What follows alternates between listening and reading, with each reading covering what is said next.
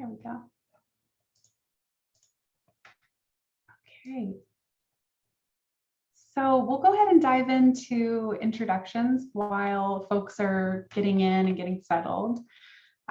We are so excited to have everybody joining us here today. We've been working on this message testing project for a little while now, and having lots of curiosity and interesting conversations among our team and the folks that you're going to hear from today. And so we're really excited to get to kind of bring this to a broader audience today and start to hear your thoughts about the work that we've been doing and kind of where we should go next with this as a field.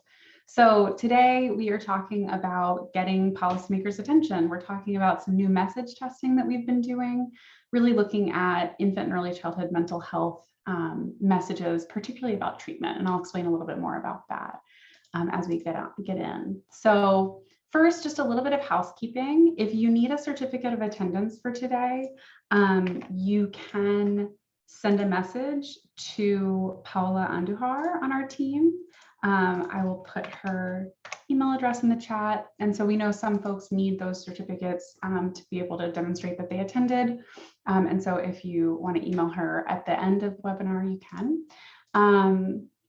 And then in the next few weeks, we will send out a link to everyone who registered for today's session so that you can access the recording and the materials from today. We know that's usually a common question. So you will be getting that link once it's all up on the site. So you'll be hearing from a lot of different faces today. So I just want to welcome everybody who you're going to be hearing from and some of the folks who are behind the scenes today. And then we'll talk a little about our agenda and what we're going to be hearing about today. So I'm Lindsay Usry. I am our Director of Infant and Early Childhood Mental Health at 0 to 3 in the Policy Center. And I've been working on this project alongside Dr. Lee Johnson III. He's been my partner on this with our Betty and Smith team. Unfortunately, Lee was really excited to be here today and he was going to offer some reflections about the work. Unfortunately, he had a loss in the family and so he needed to be able to take some time today. So I'll do my best to channel Lee. For those of you who know Lee, you'll know that I'll do my best, but I won't quite get there. But we're thinking about Lee's family today. And then we have our whole infant mental health policy team. So Julie and Paula and Therese and Megan are all joining behind the scenes today and have been really valuable informants as we've gone along in this work. And then we also have some folks who we've asked to come and be discussants, kind of respond and reflect with us about this work. On the next slide, we have Dr. Chandra Ghosh-Ippen and Kristen Wiggins, and I will give more introduction of them a little bit later. But they've both come to really offer kind of different perspectives and reflections on the information that you're going to hear about today. So we're grateful to have them with us. And then we have the team from Betty and Smith. You will be hearing from Allison and Mahika and Ariana today. And then we also have Rhonda and Kenzie behind the scenes who've been, huge, just hugely important in our project. So this is the team, and you'll get to hear from them a little bit more about the research that we've been doing in just a few minutes.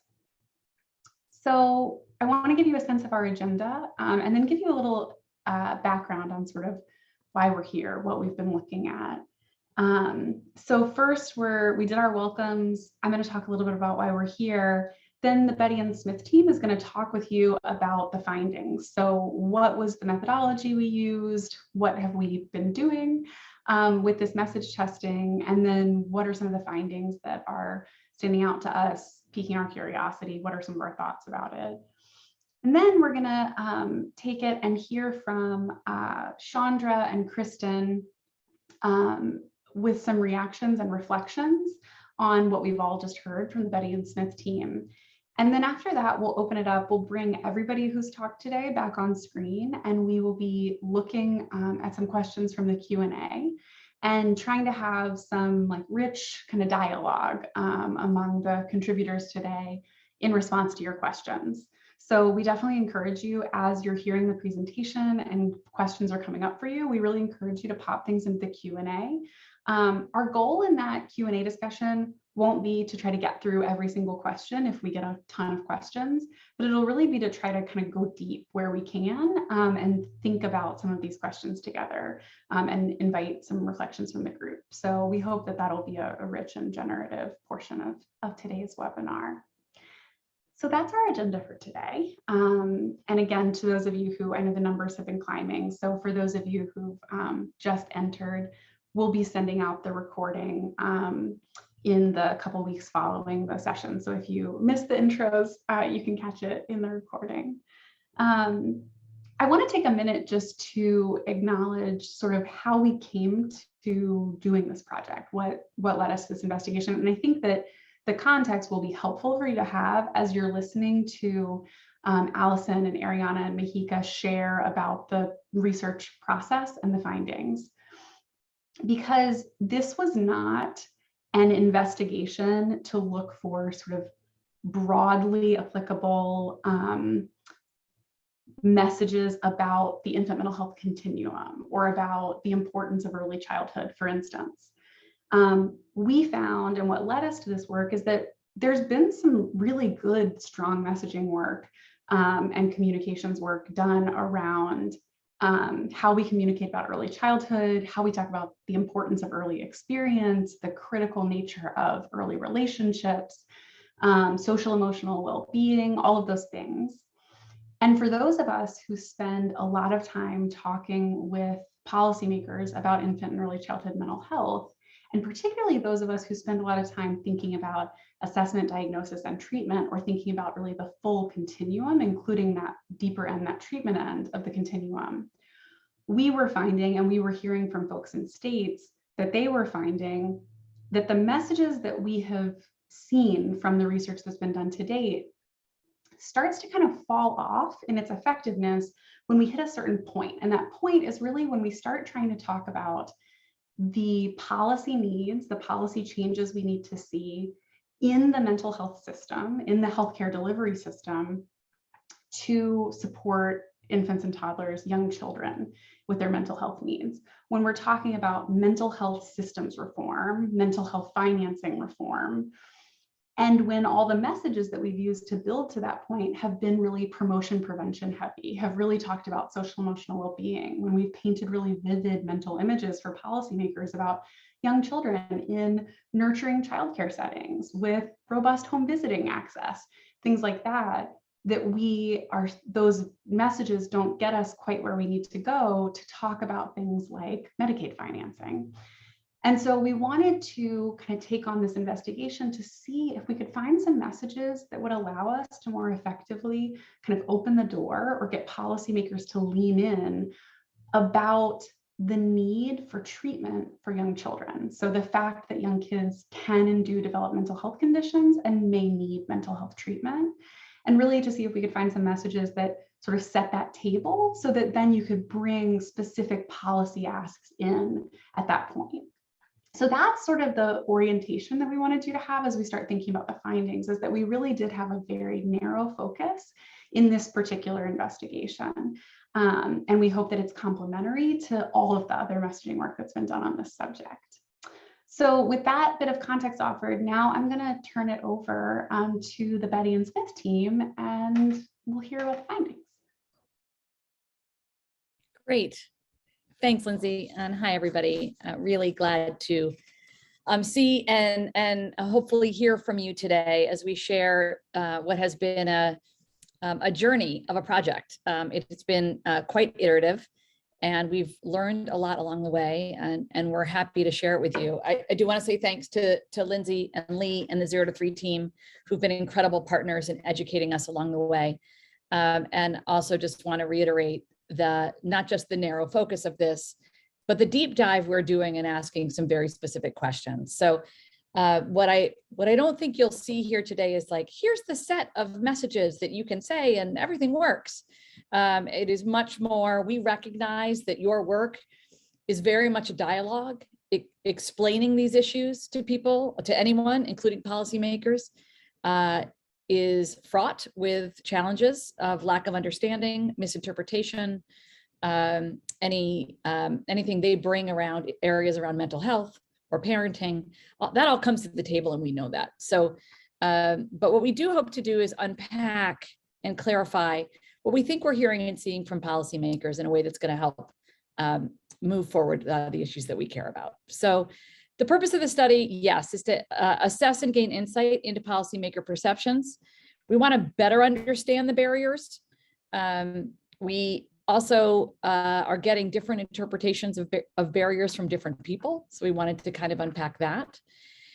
And of course, we want to figure out the best, most compelling and most salient messages to help policymakers do a few things. One is get familiar with the basics of IECMH. Understand the value and the efficacy of treatment specifically. So not just that that we have infants and toddlers who experience mental health issues or have mental health conditions, but also that treatment can work, and give them a sense of what treatment looks like. And then ultimately to prioritize funding for those interventions and those therapies. So we set out with a few strategic questions in mind. And I'll confess that we really did edit our research methodology along the way to ensure that we could really get to the bottom of this. So it was a multi-phase approach. Overall, it was how do we effectively communicate with and convince policymakers and the people around them to increase funding for parent-child therapies, excuse me, for infants and toddlers. But there were a lot of other questions related to that. What are policymakers' perceptions about these issues at all? Do they know anything about IECMH? When we're talking with them, what works? We heard in some early interviews, data works, no stories work, no both work. So we wanted to get to the bottom of that. What kind of messages work that are more human and relatable? Do they need to be more human to be believable and more story oriented? When they hear information like that, is it compelling? Do they kind of expect it? What surprises them? What about the positive results of this work? Does it help to talk about what can really happen when treatment is successful? And then overall, how are we driving policymakers to believe what we're telling them, but also turn that belief into action, amongst many other funding priorities that we know occur at both the state and federal level for policymakers. So we had many phases, and I'll kick it over to Ariana to walk through them. Thanks, Allison. Hi, everyone. So before we deep dive into the findings and walk you all through that today, we wanted to take a step back and show you a high-level overview of the entire course of the study. So we did a few stages of interviews. So we spoke one-on-one with stakeholders and informants from 0 to 3's network, clinicians, advocates that are deeply immersed in this work to get their perspective to kind of kick things off. We did a landscape analysis to get the lay of the land, what research, what coverage, what polling is out there already, and how can we use that to also inform our work.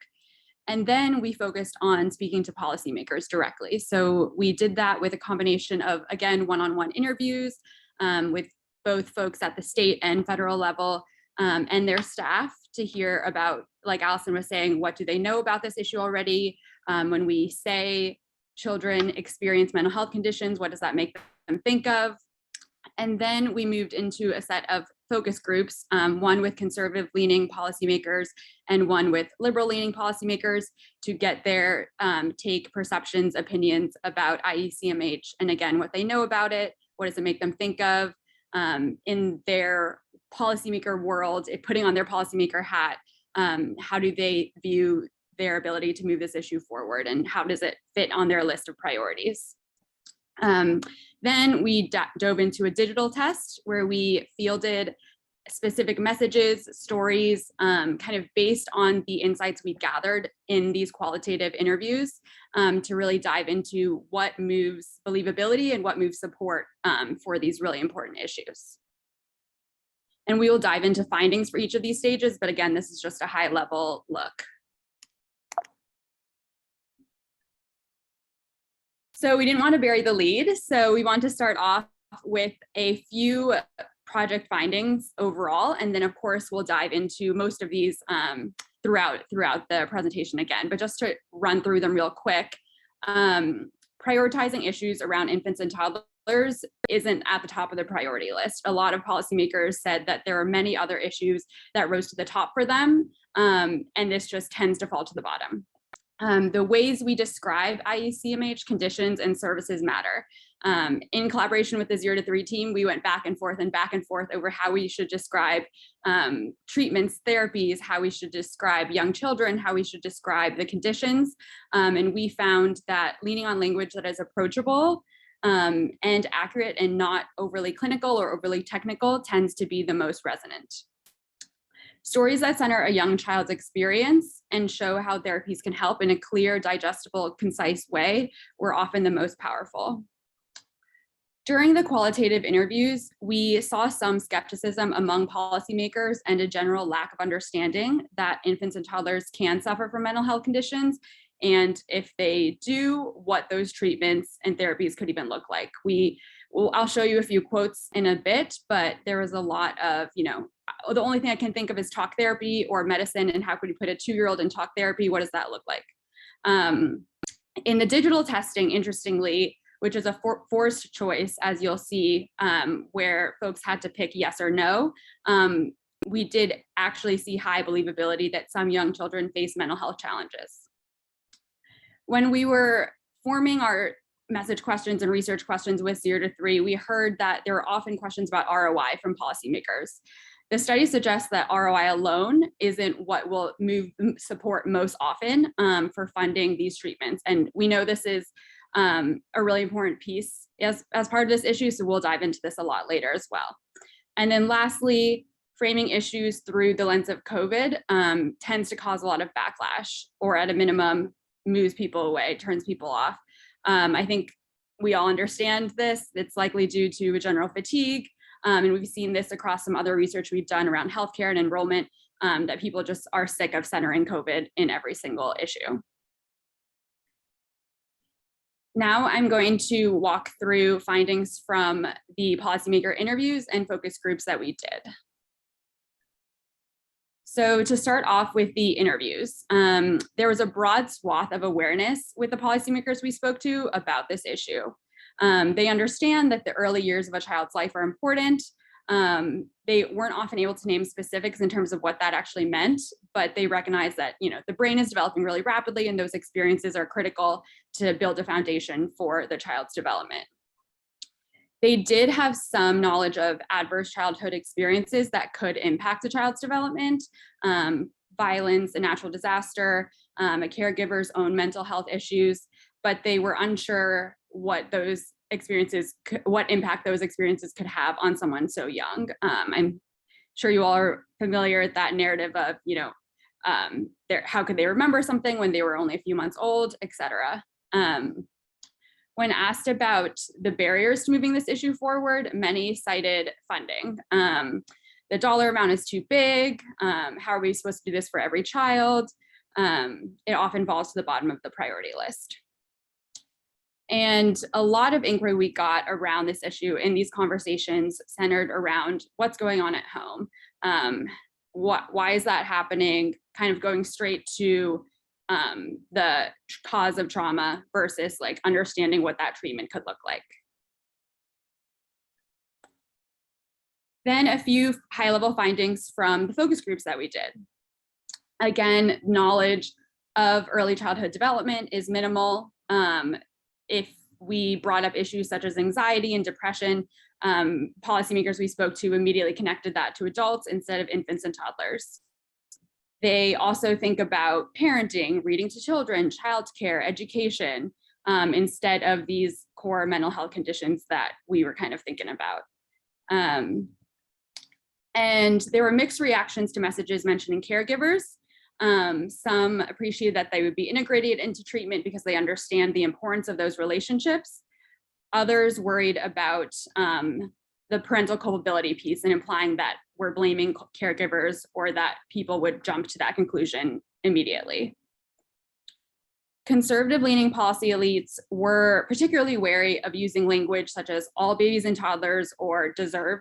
They really jumped to the cost and scope of these programs. And again, how are we going to cover that? How are we going to pay for that? It felt very unwieldy.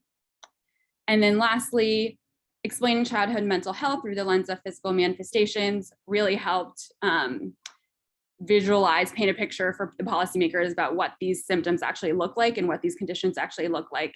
And again, you'll see some of these threads pulled into our digital testing later in terms of what messages we are crafting, what stories we want to tell based on what we are hearing in these qualitative conversations. A couple more findings from the focus groups split up between the conservative leaning participants and the liberal leaning participants.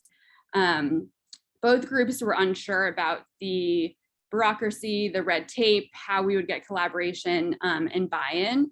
The conservative leaning groups agreed that they wanted to support young children, but that it would just be a non-starter, again, because of funding. They raised questions about more government programs, and they expressed that maybe we should just focus on the children who are most vulnerable.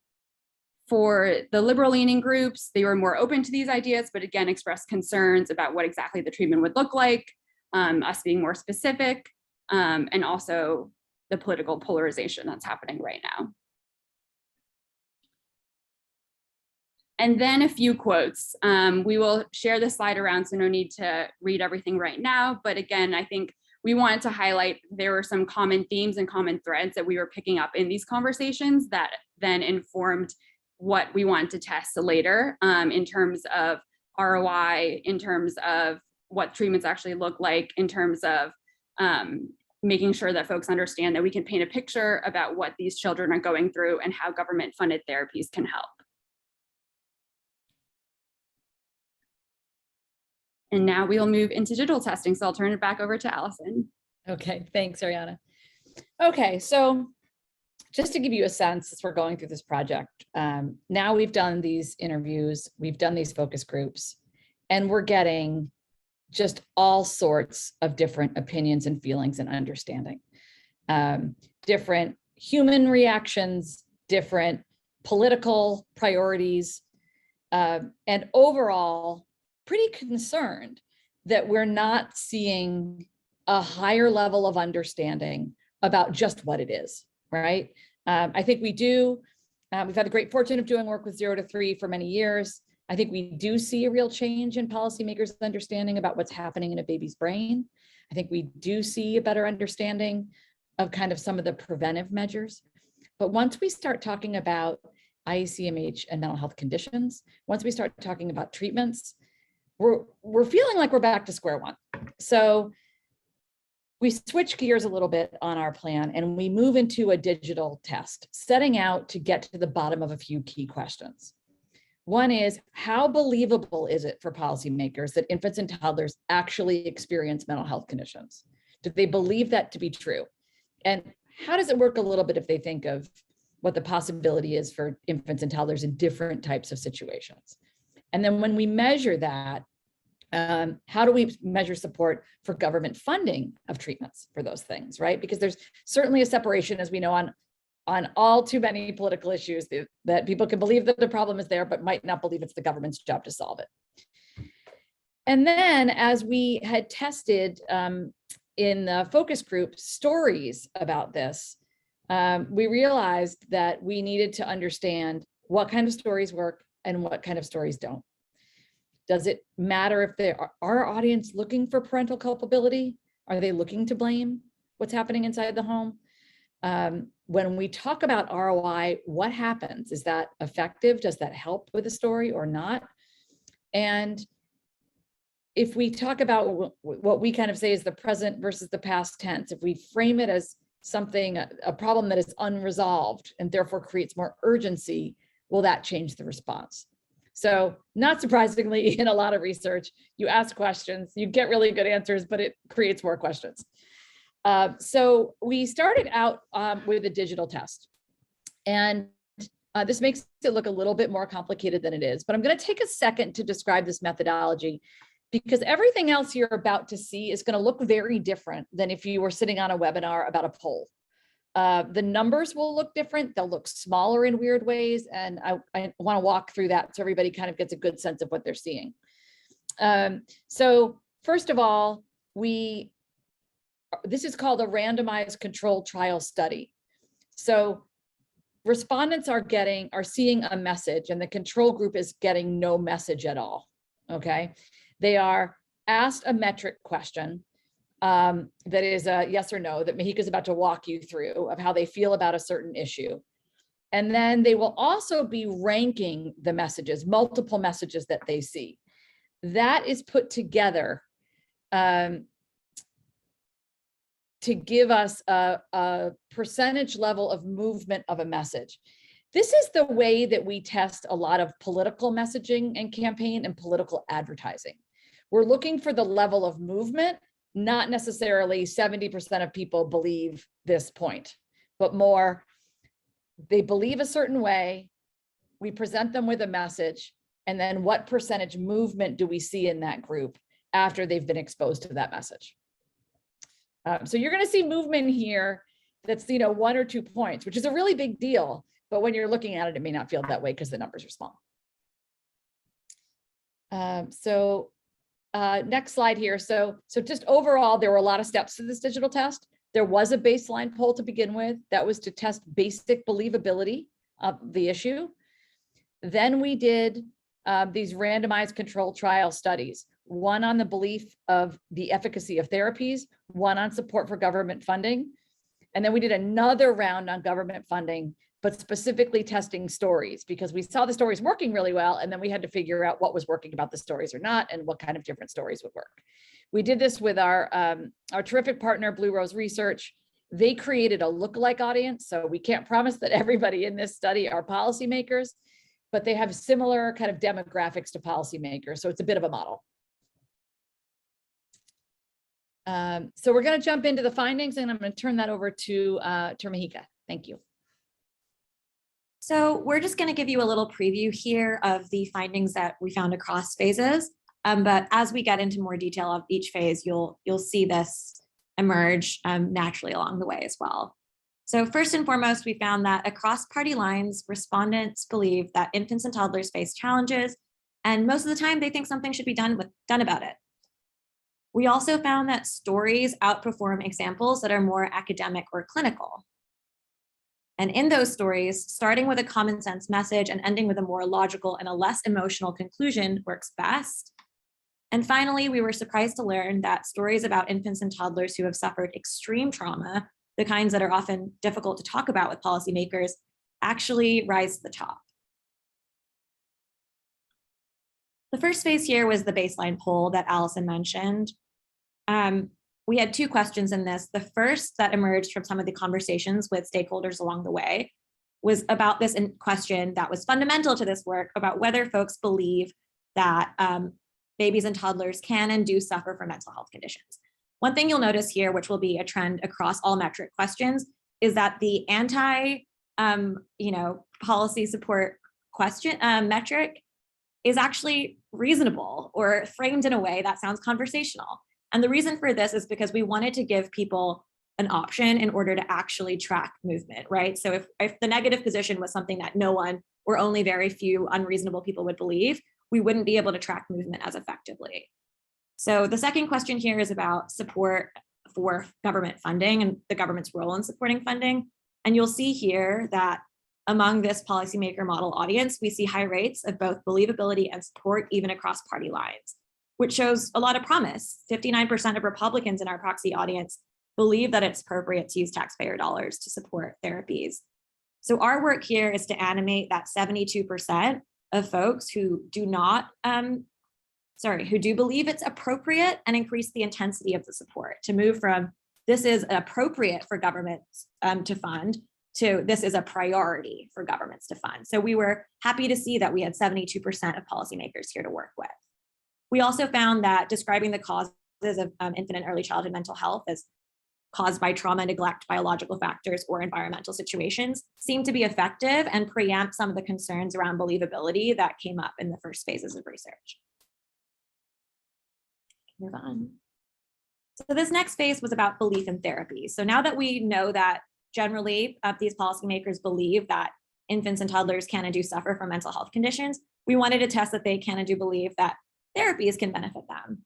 So here again, we used in the no position this idea that they're probably too young to benefit from therapies, because this was something that we heard commonly come up in our initial phases of research. Can move to the next slide.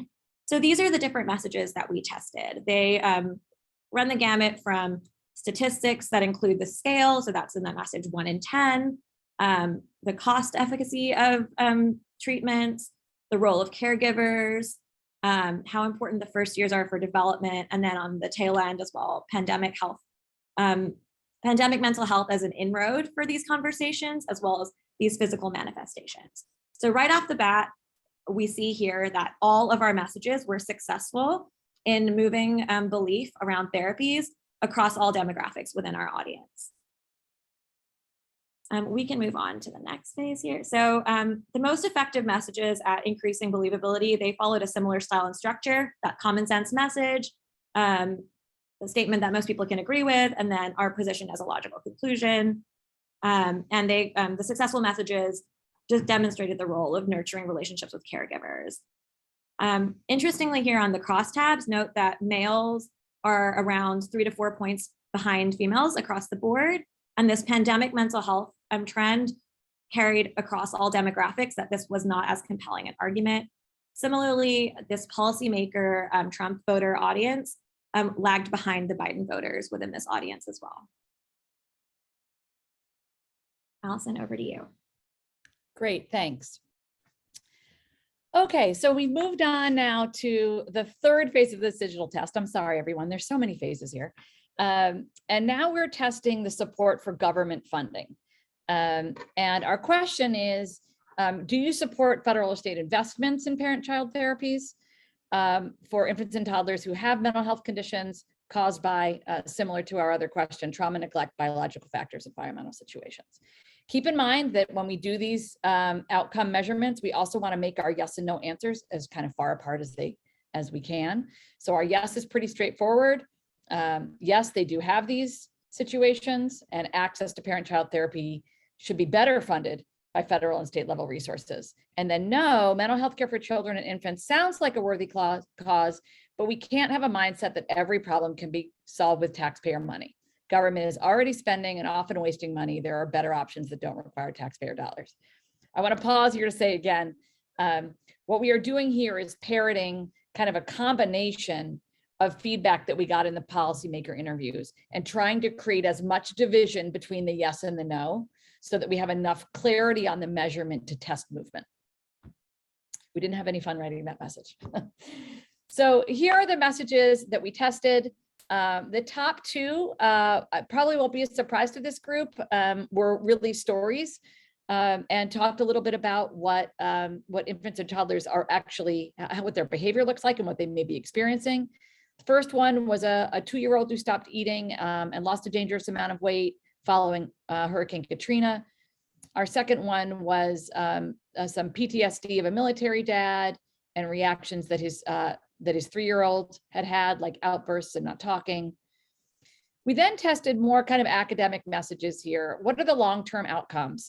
Untreated mental health conditions can leave a child more vulnerable to poor work at school, criminal justice involvement, even suicide. We tested the ROI message. Parent-child interaction therapy has a $3.50 return on spend. We also dug into a little bit the messaging on keeping up with the science about babies' brains, thinking with policymakers knowing more about that, that might click. And then lastly, a mention on COVID and that the social isolation and stress and the uncertainty has been particularly difficult for children. And as you'll see, of course, the stories tested best, but what we find really interesting is what didn't work. And if we could go to the next slide. So overall, the support for government funding works well with the stories. What I think really surprised us was what happened on the dollar return and on the ROI message. Now, there's different ways to do this ROI message, so we have explored in subsequent parts what that could really look like, but we just aren't seeing any gain here.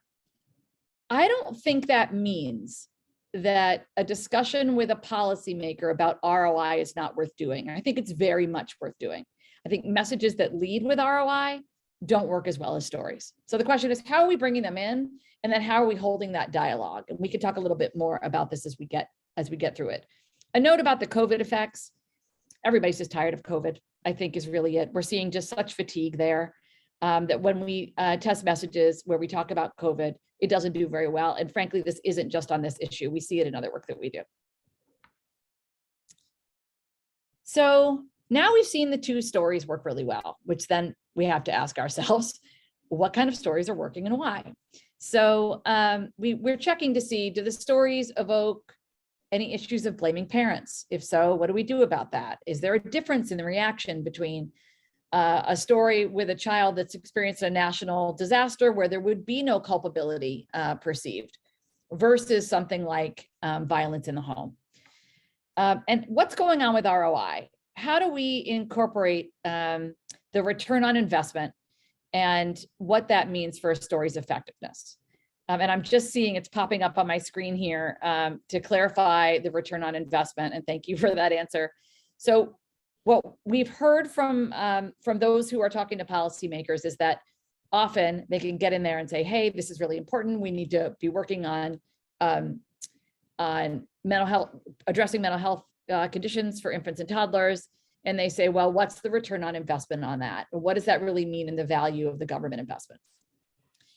And then lastly, does framing a story as unresolved change the response? Does it create more urgency?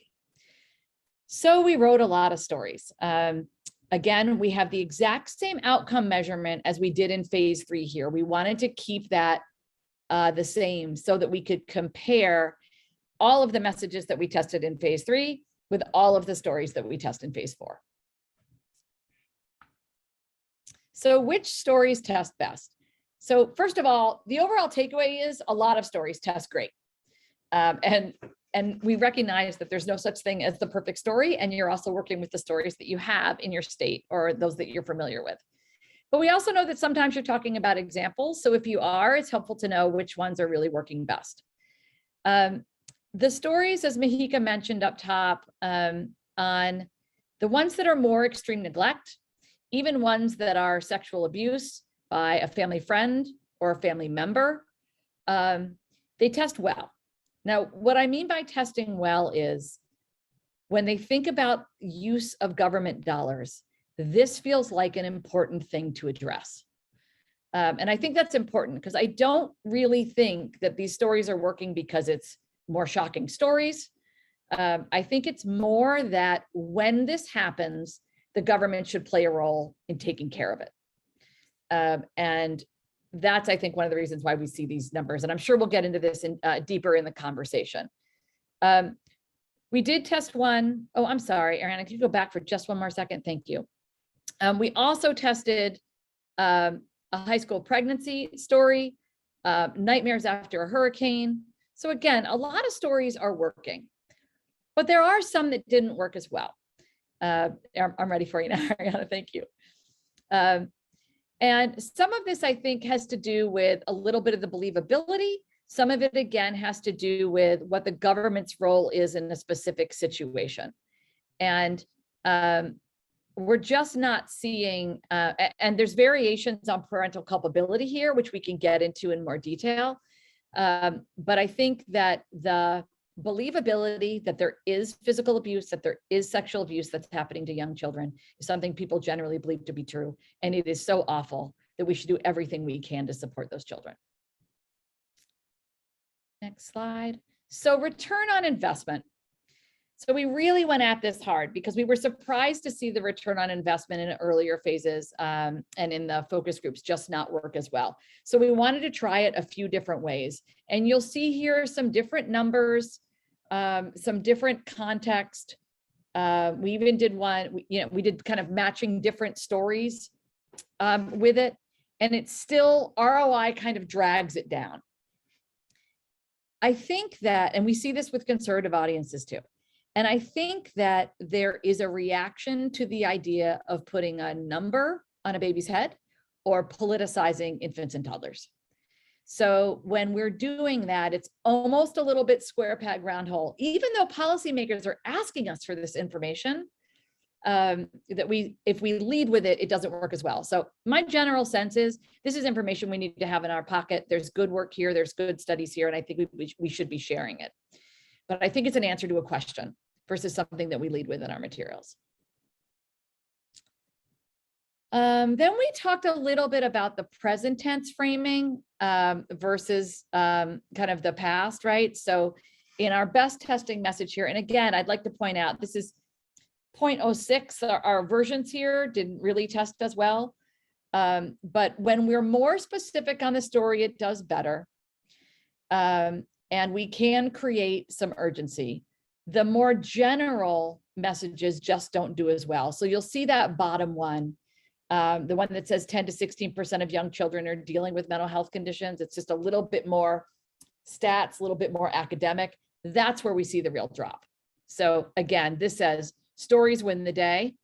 And when we compare them against each other, we really see a drop when we talk about it more academically. So here's a good look at the stories across the crosstabs here. And I think what's really interesting are two things. One is how close the women and men are.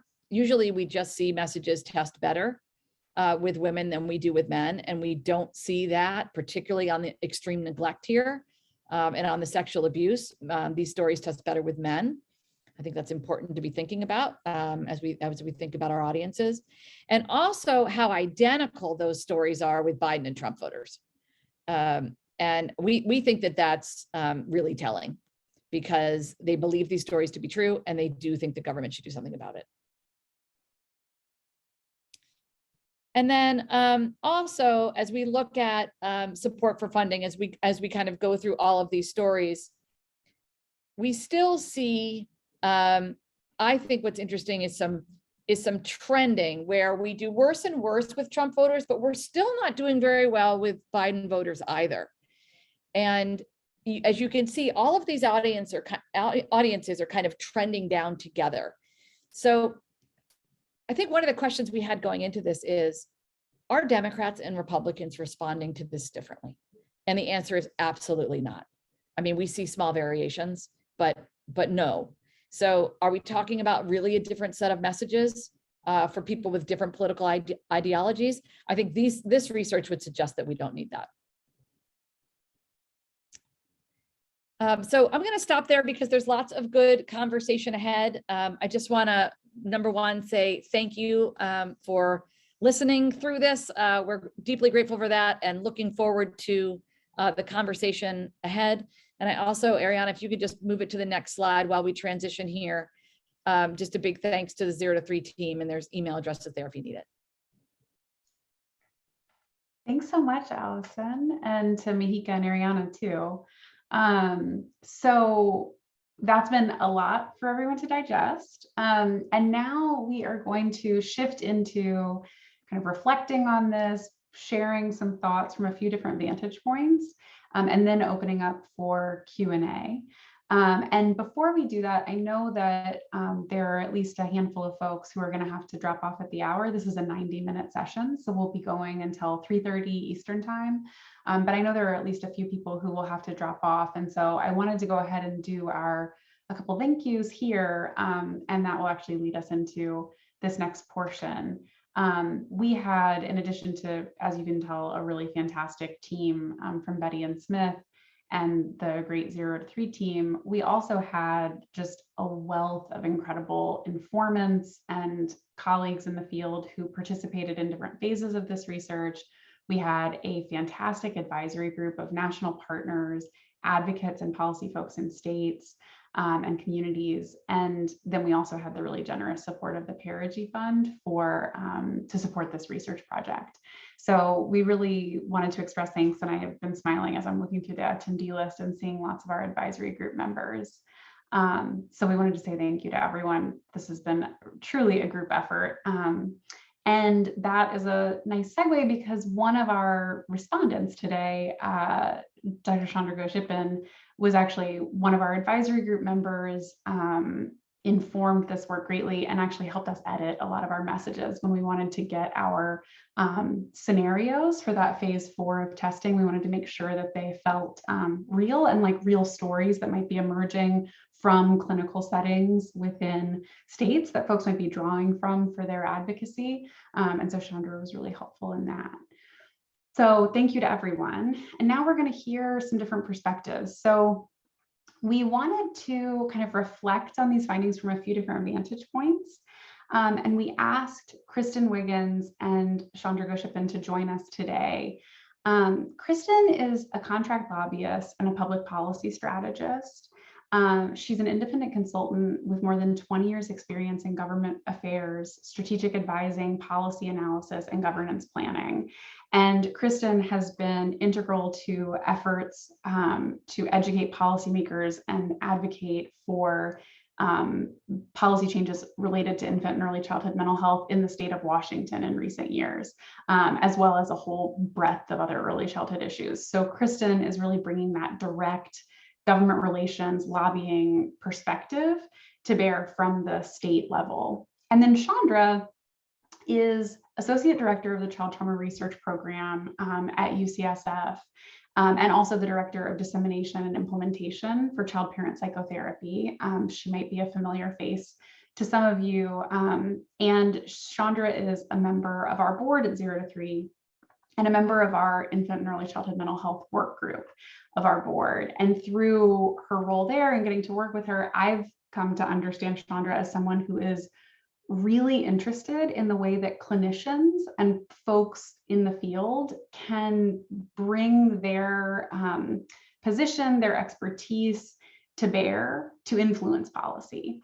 And so Chandra is often a great thinker with us in our work about sort of the role of those like atypical advocates or folks who have access to kind of different levers than folks within child advocacy organizations or the like, who can really be engaging in policy dialogue and influencing the way that policymakers are understanding things. And then also any of you who know Chandra know that she is always cultivating her storytelling and thinking about the way that we understand messages. And so she's been a wonderful thought partner in this. So we thought that having Kristen and Chandra join us would be great in terms of this sort of state deep in the weeds in the policy world perspective.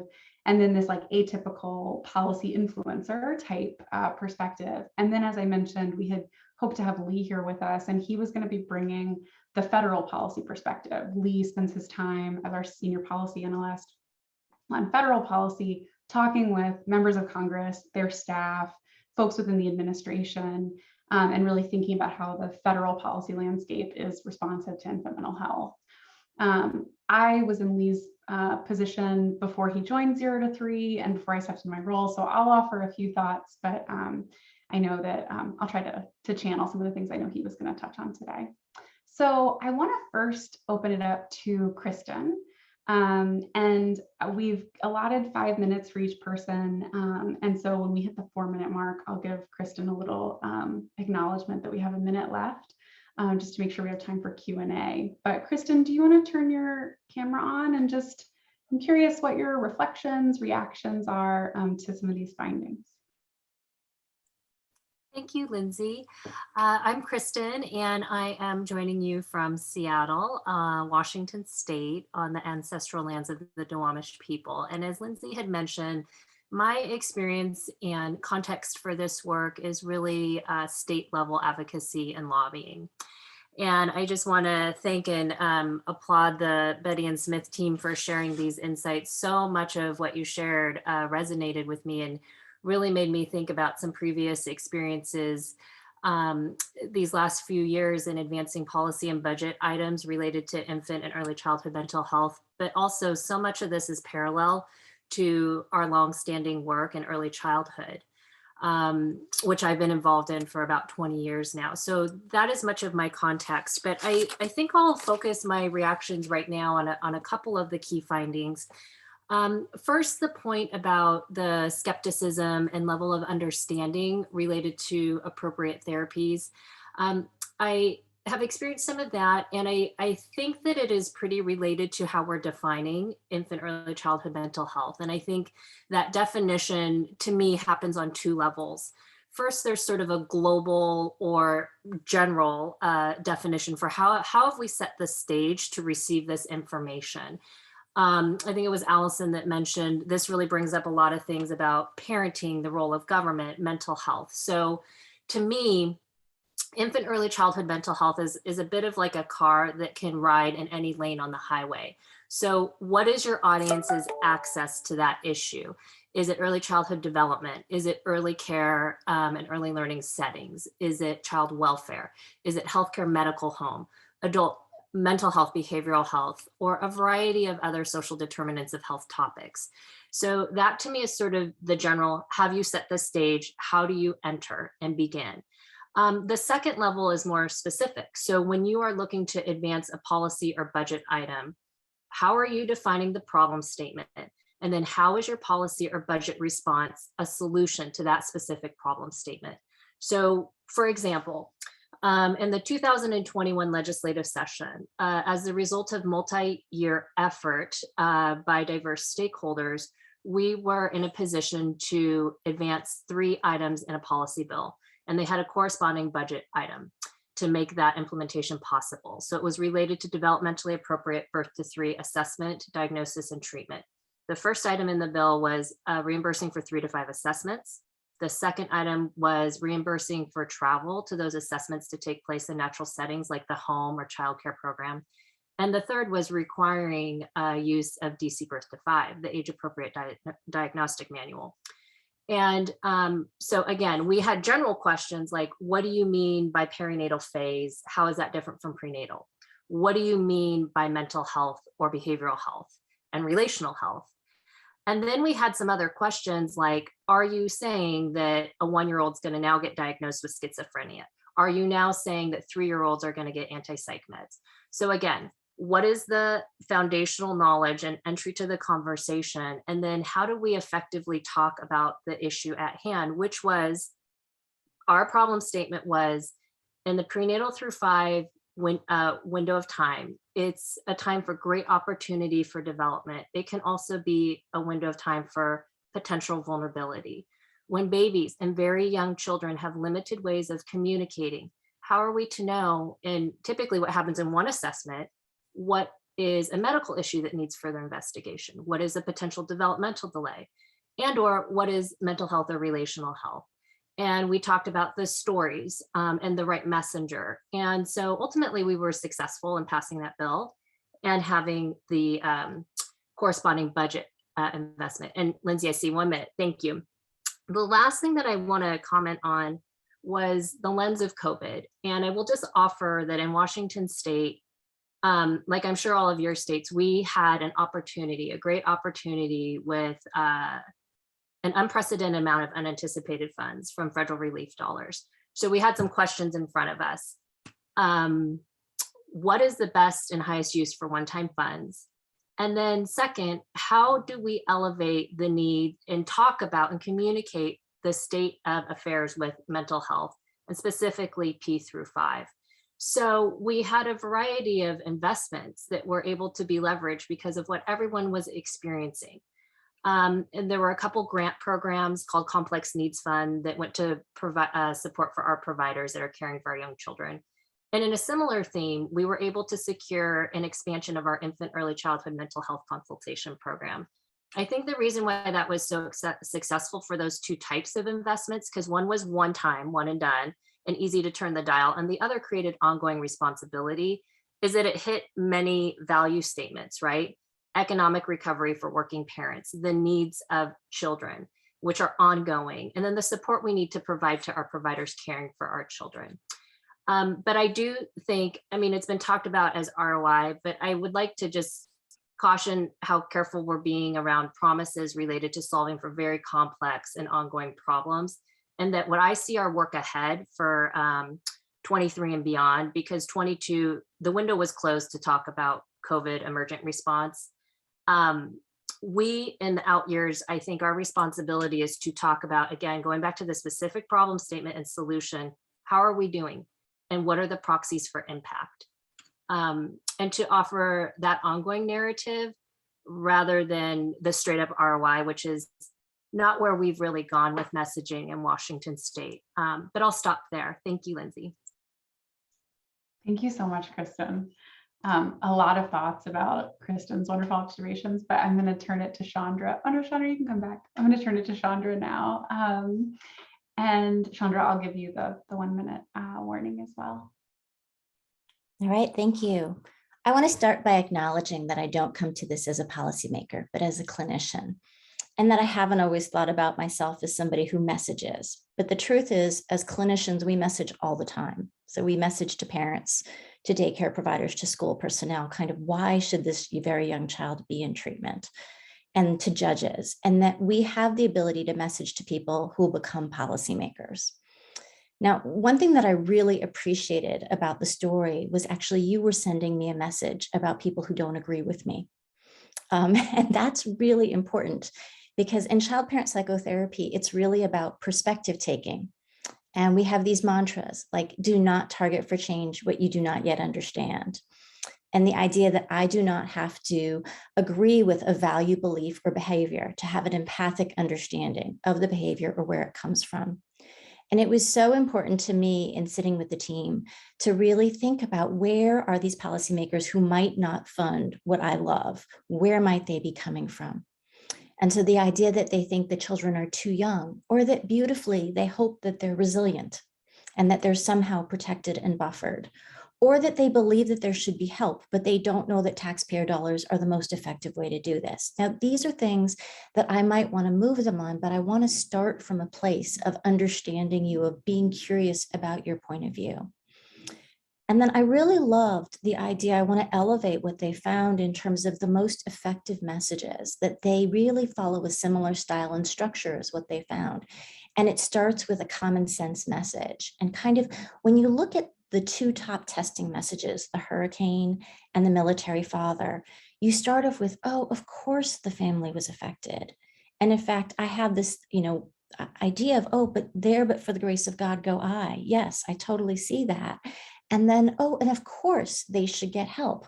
Oh, and look, this is what treatment can do. And so we're painting a picture of possibility, right? And we're painting a specific possibility. And so some of the takeaways that I'm holding are that we need to be understandable. This idea that behavioral manifestations work better. We cloak things in our clinical terms, in our DSM diagnoses, in depression and re-experiencing symptoms and hyperarousal. And we need to get better at really painting pictures in languages that we would use with parents, right? That the child is not sleeping, that they're not eating, that when other kids go out to play, they stay in and don't, and that affects their learning. Or that they were in a car accident and they play it over and over, which affects how other kids want to be with them, right? So you can see that, and as you know, and wondering again, going back and testing, does that actually work? Do they see it?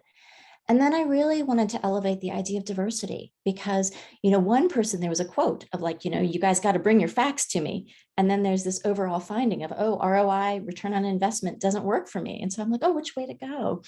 And so I think that I should hold that and really think about diversity so that there's a person in front of me. And what clinical work has always taught me is that whenever you share a message, you need to see how it lands and you need to watch for a body-based reaction. And watching for that allows you to sometimes pivot.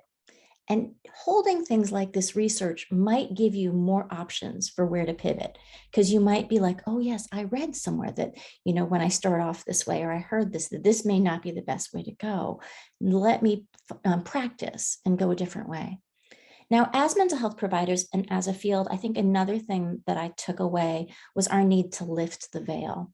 We talk about infant mental health, and that really cloaks it in mystery, but what does this look like?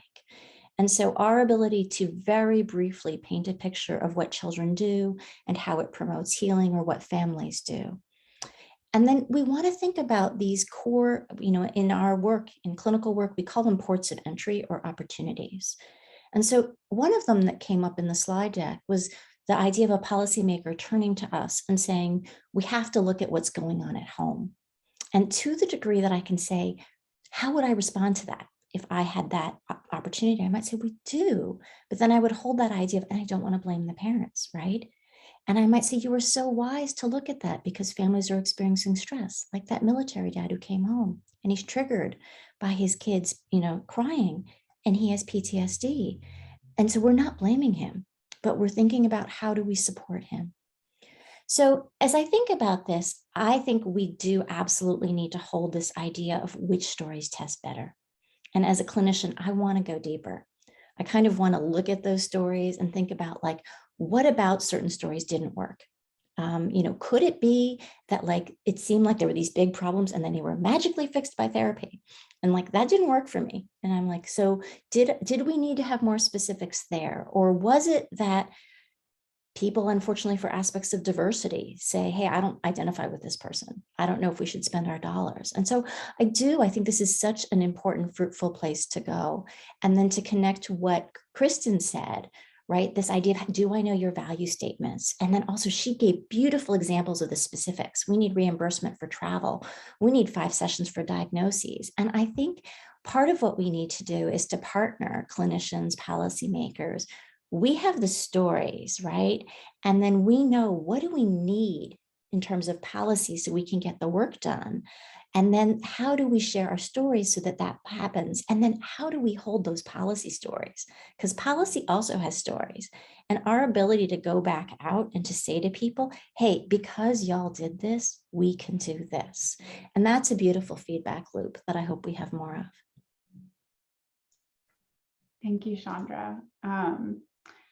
I feel like across Kristen and Chandra, I think they just covered many, many thoughts, many incredible insights. And I was sort of almost laughing as you were talking, Chandra, because I was thinking that you don't do, to your point, some of this specific work, but you were echoing exactly the conversations that Lee and I have as we're thinking about entering different, the offices of different members of Congress, interacting with staff from different geographic regions and different political affiliation, and really thinking about that context and those differences in perspective, and how critically important that is.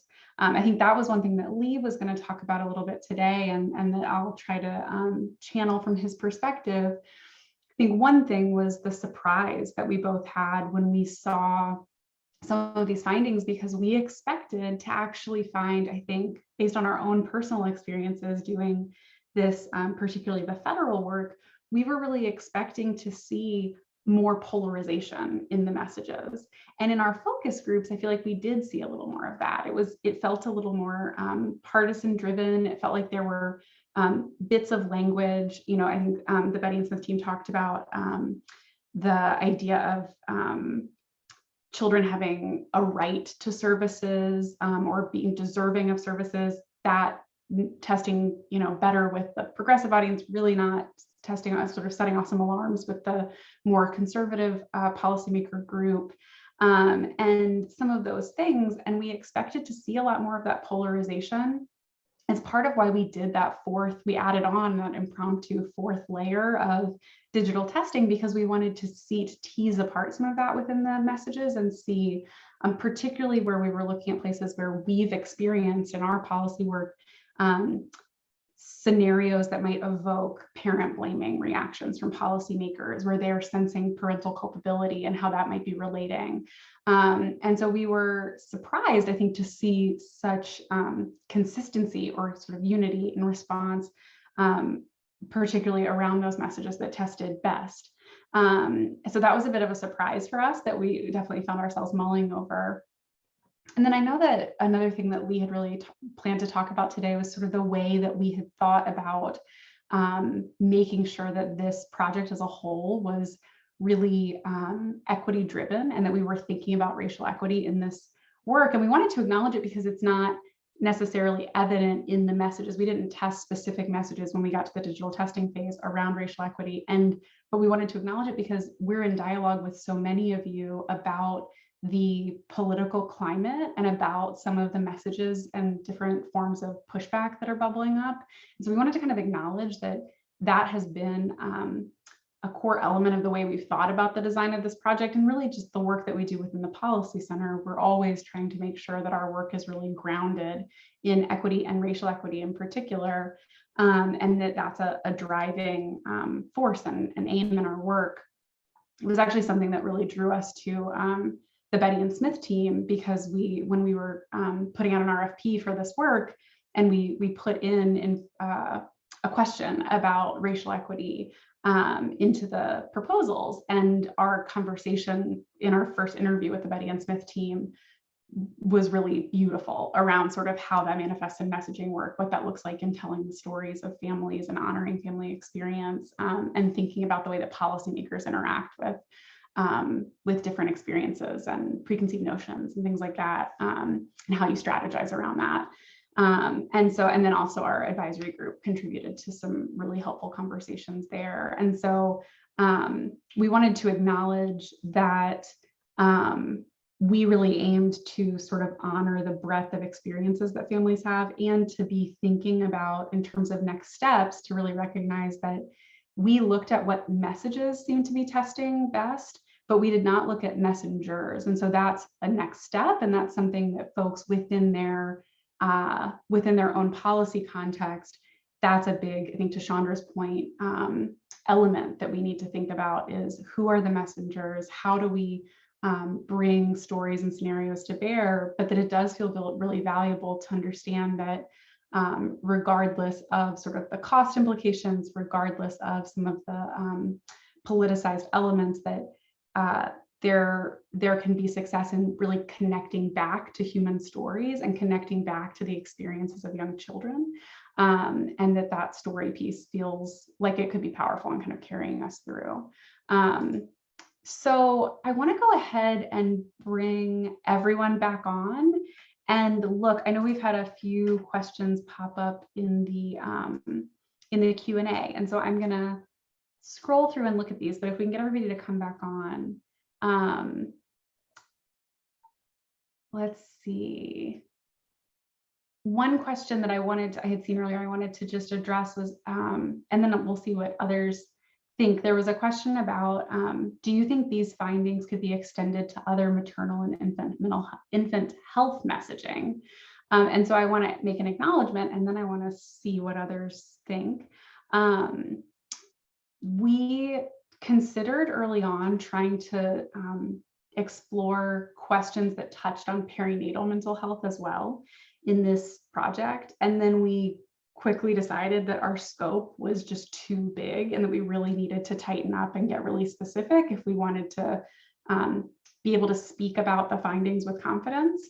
And so I want to acknowledge that we made an active decision not to include that in this piece, but I am curious. I wonder if anybody from the Betty and Smith team, from your kind of message testing and message crafting perspective, have anything, or if others of you have other thoughts about this. Yeah, Mahika and I were just having a little bit of an offline conversation about this.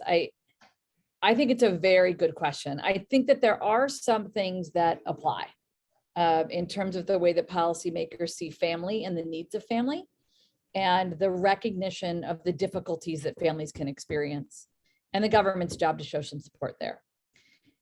I do think, and Mahika, jump in here, I do think that we don't have the answer to the question of how policymakers see and think about pregnant moms versus a family with a child that is born and going through challenges.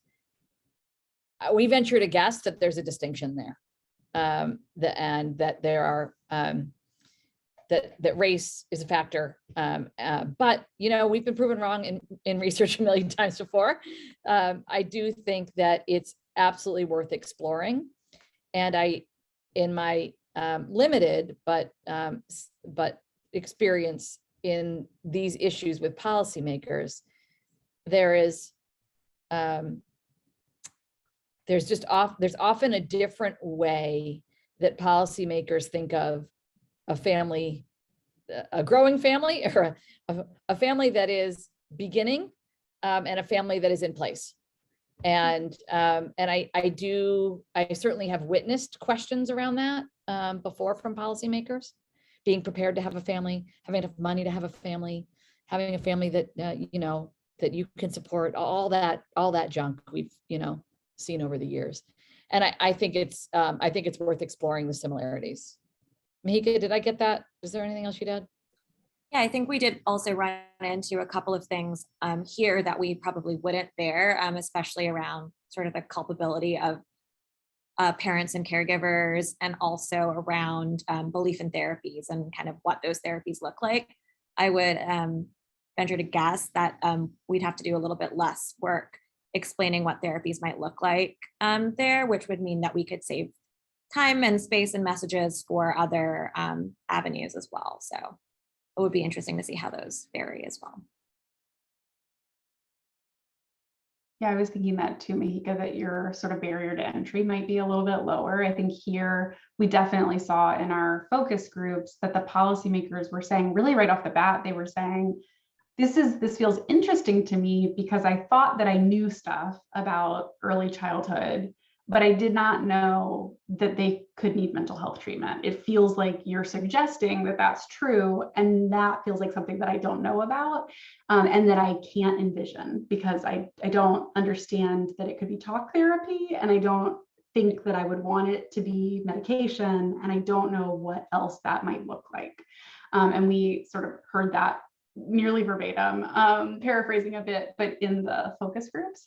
And I would think that this idea of like establishing connection to the experience of the child and staying away from like politicizing or placing costs or dollar amounts on children as like potential. I think there's been some good work from frameworks recently on that too with Prevent Child Abuse America.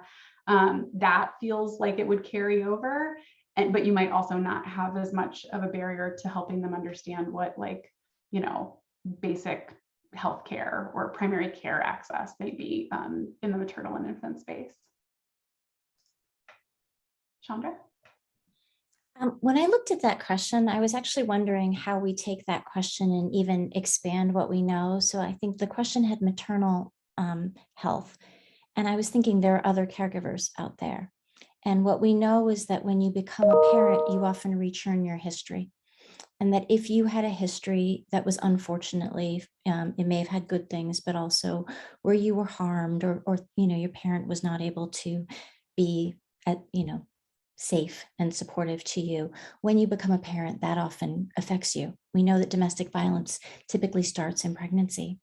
And one thing I would love for us to think about is what are the services that we're funding that are actually helping all parents, including fathers, right? And a lot of policymakers are men.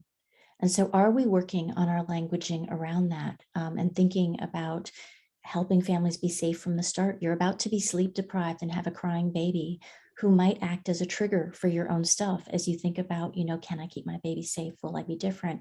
And some very, thoughtful services in the beginning could really prevent a whole host of problems and be kind. And so even when we look at these questions, I'm wondering, how do we push ourselves to think about what is the policy that we want? What might we want to be funded? And then how would we do that? Thank you. So I'm looking through our questions.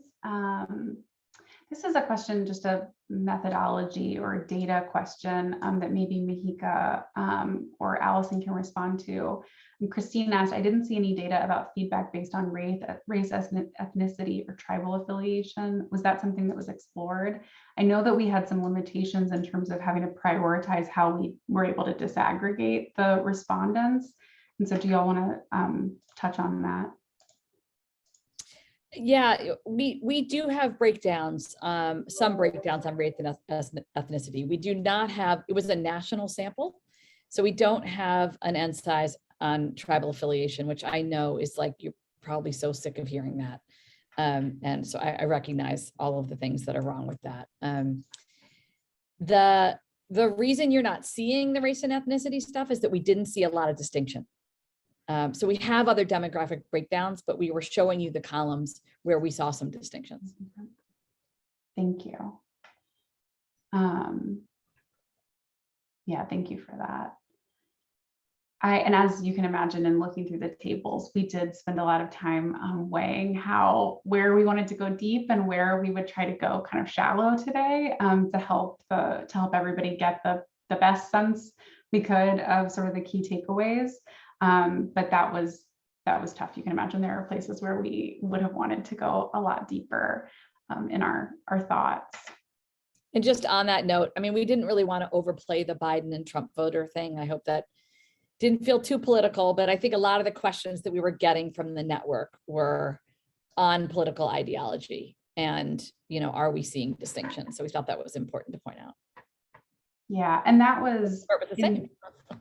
Right. And in the Blue Rose is the research group that we worked with, and in their approach, that's self-identified, right? So that's those markers that we were displaying are things that they self-identified as respondents, which I think is helpful for us when we're thinking about political landscape. So, oh, and I'm seeing a comment from Joe that was helpful to see that that there was some unified responses there. I agree.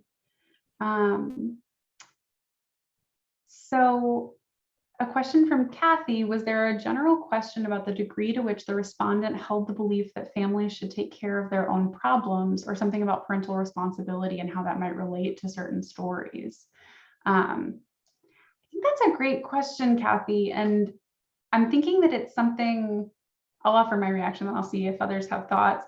It was something that we were very mindful of based on, I think, what we heard in some of our informant interviews, what we heard in some of our policymaker interviews, and then the experiences that those of us who were sort of informing the design, who've done a lot of work with policymakers, the experiences that we have had of policymakers shifting into the way that they might be thinking differently about parental responsibility, parental culpability, the role of government. And so I know that we really focused in on that when we were crafting messages to try to sort of anticipate things. But I'm curious, Betty and Smith team, if y'all have other thoughts about the way, whether there were specific messages at any point that approach that. Yeah, I'm really glad you asked this question. And I have two thoughts or reactions that sort of go together. One is that I think it's worth kind of pointing out directly that it is easy to get in the trap of thinking that those who don't support the kind of policies that we care deeply about somehow don't believe in supports for families, or believe that families should be on their own and they should take care of themselves and they should pull up their socks. And in research that we've done with 0 to 3 over the years, in other research that we've done for the Robert Wood Johnson Foundation, what we generally see on this idea of kind of community responsibility for children versus taking care of your own kids isn't necessarily that people say, not my job. They say, not my business, not my place, which is really very different, right? Lindsay, we did research long ago, right? There's the story of you go into a grocery store, you see a mom and a kid, and the 2-year-old's having a terrible tantrum and the mother's crying and it's a hot mess. What do you do? And most people in that focus group said, I do nothing. And we asked why. And they said, well, I wouldn't want to offend her. Not my place. So I think that's important related to this as foundation for the next thing I want to say, which is, I think we generally in this test didn't see parental culpability in the digital test as a barrier. I think there's more to unpack there, but I think there are circumstances that can be perceived as so clearly the parent's fault, but still policymakers believe that intervention must happen and government should play a role. So I think sometimes we string all those things together and maybe they're not as strung together as we thought. Even though they might be thinking in the back of their head, boy, what was happening at home, that in a situation, for example, of violence in the home or sexual abuse, they're still thinking something's got to get done. Which I don't think that's exactly where you were going with the question, but I did find that to be an interesting finding here. Yeah, and you're making me think, Allison, too, about, I think, the great responsibility that we have, those of us who bring de-identified, depersonalized sort of scenarios and stories into the policy making space as justification. And when we're thinking about bringing families I'm thinking about my colleagues who are planning Sterling Thunder right now, bringing families in, the real responsibility that we bear to gather information and gather understanding, to Chandra's point, to understand people's perspectives, to understand some of the biases that they might be bringing to that, or that might be shaping some of their policy making, and then to make sure that we're not reinforcing harmful stereotypes or biases that might exist, and that we're really painting a picture that is honoring the experiences of families, the integrity and dignity of families, and the breadth of sort of the scope of infant mental health need that we know is there, that many different families of different races, ethnicities, cultures, socioeconomic status need services, while also not driving towards, colorblind policymaking that we know has historically been really harmful. And so I think it's a complex responsibility for us to consider, particularly when we're thinking about scenarios where we know that they may be evoking parent blaming or be perceived as parental fault, and that we really want to be able to get that depth of sort of exploring and holding family experience. To, I think, some of Chandra's point about like experiences that parents bring to caregiving, which is so core to infant mental health, but is really hard to convey in succinct exchanges with policymakers. I love this question from Maggie, and I want to see, I know I have some thoughts, and I want to see if maybe Kristen might have some thoughts. Maggie asks, can you give an example of how a message that you use would be changed by these findings? And I wonder, not to put you on the spot, Kristen, but I wonder if you have any thoughts of things that you might augment based on this, or if you feel like y'all have been right on in Washington. So I thought that there was so much to dig into with the Betty and Smith's team on the focus group and message testing specifically. I will just say that for myself, I think a lot of the work that goes into a 30-second pitch, there's so much prep for that. Who am I talking to? What's their position of authority on this issue? Do they sit on healthcare? Do they sit on child welfare, human services? And so I'm going in with sort of that research and background in my mind. What do I know about them personally? Are they a foster parent? Have they been an adoptive parent? Do they have an adult in their extended family that they've talked about struggles with substance use disorder? This is all of the background that goes into how I deliver 30 seconds of compelling narrative, right? And you learn a lot of this through a build as well. Like, to me, some of the prep is like you have a low stakes meet and greet during interim when their time isn't pressed, so that you don't go in cold during a high stakes ask. So I will just preface that so much of our work as fast talkers during a rapidly paced legislative session goes into the several months before we even get to that point. So I will say that, gosh, as an example, so I met with somebody in the central part of our state in the off season or interim in his district. And I was talking to him about comprehensive services for 3-year-olds. And he said to me, I don't understand. First, there's like a disconnect from like a 55-year-old thinking about their own children, and maybe they paid $100 annually for the co-op fee, to like, why are you saying a state pre-K slot costs that much money per year?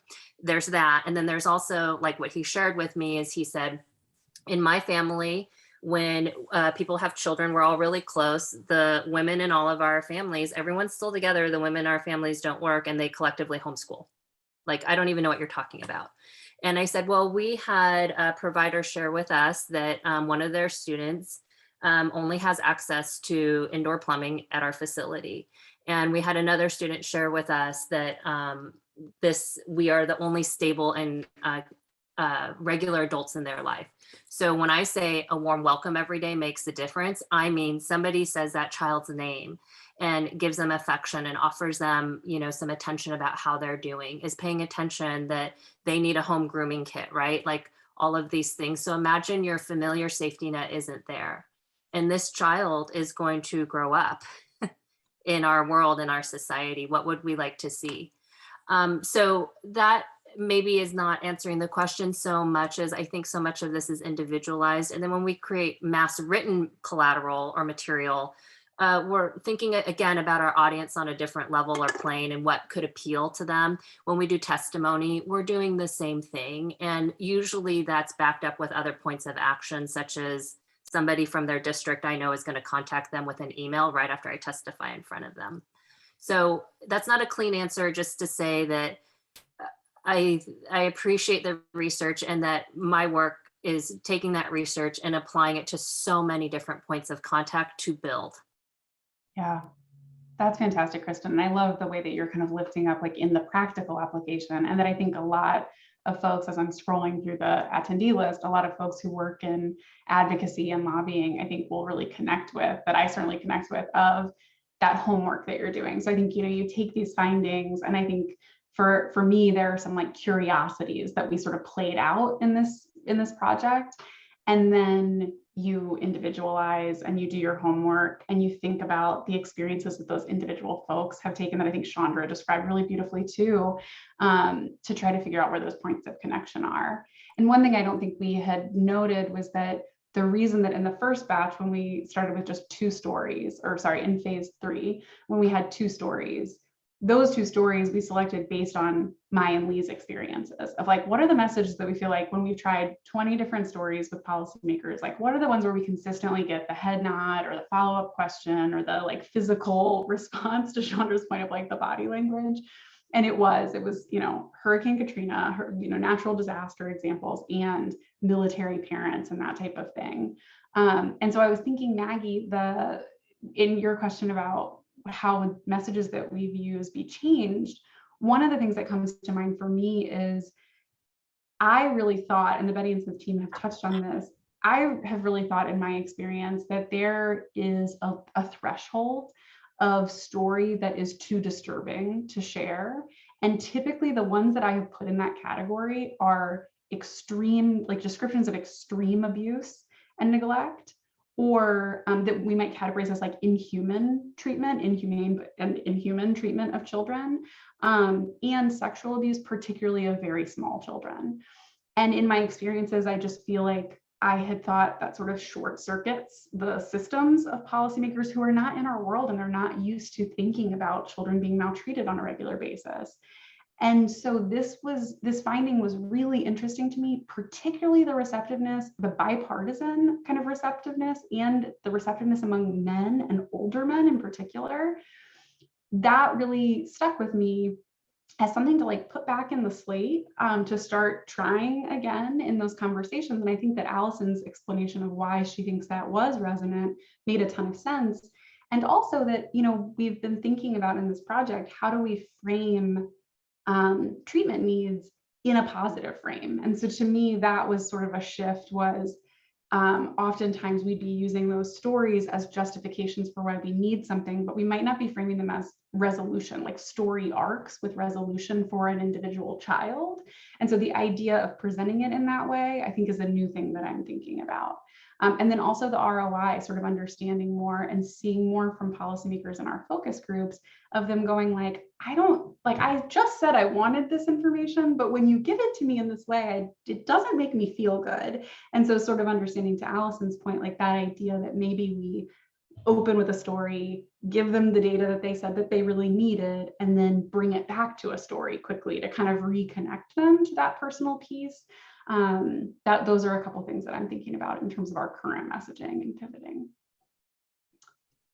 And did somebody have their hand up? I thought I saw a flash of yellow. I did. I just wanted to add, Lindsay, I really appreciate your comments and your previous comments about sort of not inadvertently playing into an exploitive narrative of the very families that we wish to serve. And I just want to elevate that point a little bit, and that for storytelling, I mean, I'm guessing that many or all the folks on this webinar have experience with advocacy, some to great expertise. But one of the things that we're looking at is like, who's in the red, yellow, and green? Who can be moved by a message? And you have to sort of like protect your source, right? So sometimes you're not like autonomizing a quote that you put in writing, or you're getting permission to share their story and testimony, or you're reading something from them. And also the level of support it takes to put a parent in that environment. Like, there should be parent stipends, there should be staffing support to help them navigate those complicated environments, so that we aren't sort of benefiting or playing off of somebody's trauma. They are trusting us with their information to improve a system that likely has created harm in their lives. So I just want to elevate that point, that when we're sort of cavalierly saying share these high trauma stories, and there's a great deal of care and work that goes into doing that well for an outcome we can all feel good about. Absolutely. And I think to put a point on that, Kristen, to really be clear that in this case, we were testing scenarios. We called them stories. We were testing scenarios that bring families to treatment. And I think I'm so glad that you're highlighting that difference of like direct family stories are different, and we have to think about handling them differently. And they may well be more powerful than scenarios that have been kind of de-identified or aggregate, but really a different responsibility that we're thinking about. So I so appreciate you raising that. I know that we're at time, and I just really want to say thank you again to everybody who joined us today and to our presenters. We're so valuable, or so appreciative of your insights. They were so valuable. Paola just put the survey link in the chat. We have a survey if anybody wants to provide feedback. And I see questions from a few of you, then I will follow up with you if we didn't get to your question today. So thank you so much, everybody, for joining us. We look forward to your feedback. Have a great day, y'all.